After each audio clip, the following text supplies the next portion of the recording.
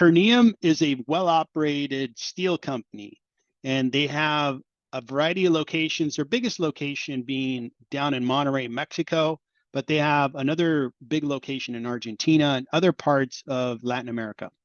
They have been a profitable company for a number of years. Even though steel prices are down, this company operates really efficiently and they continue to be profitable. They just announced their earnings a week ago and have a new set of financial statements to take a look at. And with that information, I can update my valuation of Ternium. I'll make a decision whether I should hold my shares, buy more shares, or sell my shares in Ternium based on their performance. I'll take you through my process and then make that decision at the end of this video. Before I jump into my process, do me a favor and like my video, subscribe to my channel, and please leave a comment on Ternium as well as the video. Now let's get into my process. I follow a consistent process when I evaluate a company, make a decision whether I buy more shares, hold, or sell. And the first question is, do I want to be part owner in the business, and do I like the industry? Do I think the management team of this company is operating the business well? Is debt well under control and less than 3 times EBITDA? And I want to discount the stock so I can see my investment go up in value. And based on the answers to those questions, I will buy, hold, or sell.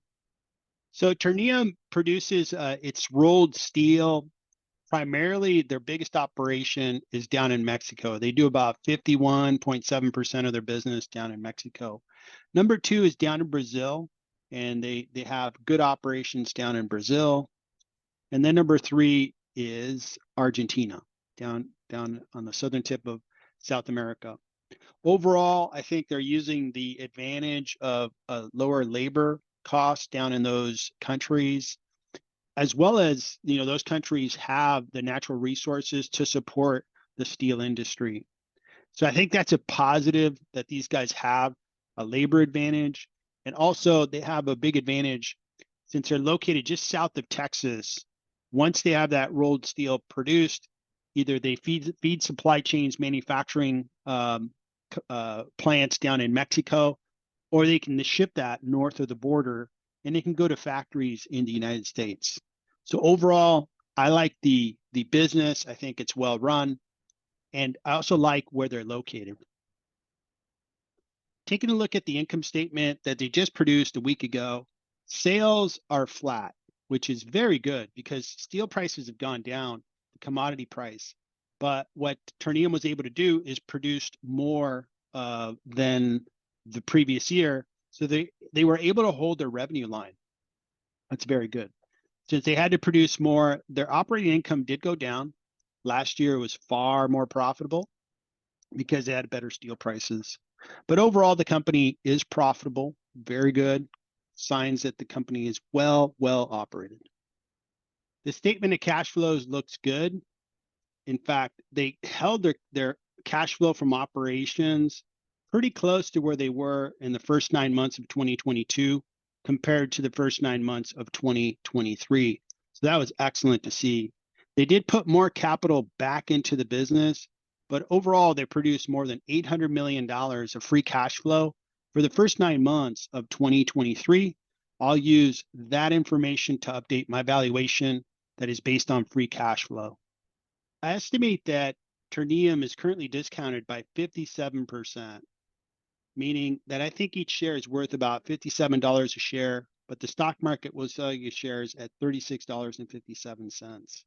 I get to this valuation using 2 methods. First is looking at all the cash flows they're going to produce in the future and getting a net present value of those free cash flows. I start with that number that I gave you earlier that they produce in the free cash flows. And I'm going to be a little extra conservative and just use the first 9 months of the year, assuming that they wouldn't produce any additional free cash flow for 2023. That's a very conservative expectation. I'm going to grow free cash flows by 10%, expecting that the economy is going to start growing. We're going to get out of this recession, and they should be able to grow those free cash flows. Terminal value is all cash flows after year 4, and it's going to grow at 3%. And I'm going to discount all those free cash flows by 10%, which is a nice conservative discount rate. When I discount all those free cash flows, I get to a net present value of those cash flows of $12.3 billion. Now I'm going to add the cash on the balance sheet. I'm also going to take away debt, which is almost the same as cash. So it changes the number from net present value free cash flows down to equity value a little bit, brings it down to about 12 billion. The market cap for Ternium is only 7.1 billion. So it offers a big discount of 73% if you look at the cash flows of the business. Keep in mind, they pay a very high dividend rate. And if I just value the company discounting their dividend rate, gives us a stock value of $41.43. So it pays a really nice high dividend too. Earnings per share gives us a value by discounting the earnings per share that I expect in the future. Looking at their earnings per share for the next 4 quarters, it's $6.09, having a nice low PE of 10, and just growing those earnings per share by 3% into the future. I discount those earnings per share numbers, and I get a net present value of $45.61. But again, the stock market will sell you shares at $36, so there's a 25% discount using the earnings per share value method. I go 2 parts free cash flow method, 1 part earnings per share method as a weight, weighing free cash flow method as a greater weight. And I get to 57% blended discount on Ternium, which is a really nice discount. The balance sheet's in great shape. They can pay off all debt if they just operate the business for about 4 months because they generate really good EBITDA and they don't have much net debt. If you compare their debt and their cash position, their net debt is only 349 million. Looking at where the stock price for Ternium has been over the last 5 years, you could see that there was a really nice run up in mid 2020 up to a really high point that happened in 2021. So an investor could have almost tripled their investment in Ternium during that time. It has come down since then, went back up at the beginning of 2023. And it's kind of been going sideways, although it's been on a downturn year to date. It's actually down 21.92% year to date. It pays a nice dividend of almost 8%, and they can afford it. I believe the payout ratio is about 50%. So overall, really high dividend. I think this stock has really good upside because it's discounted so much. My value on the stock is $57 per share. It's trading at 36. So it offers up a nice discount between its current stock price and the value that I think the company is worth. So should I invest more of my hard-earned money into Ternium? Let's take a look. So the first question, do I want to be part owner in the business? Yes. I like the business. I like the industry. I especially like their geographic location. And the company is operated very well.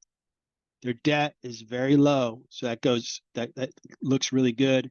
The discount is a very good discount. And they pay a really high dividend, which is nice. So therefore, I'm going to keep buying shares of Ternium, continuing to build a position in this company. So that's my analysis on Ternium. I think it's a really nice company that I'm going to keep buying shares in. Hope you found the video interesting. I'd love to hear your comments on Ternium, any comments on what you're doing, what you think about this company. I'd also really would appreciate if you could like my video and subscribe to my channel if you like content like this. Thank you for watching. Good luck investing.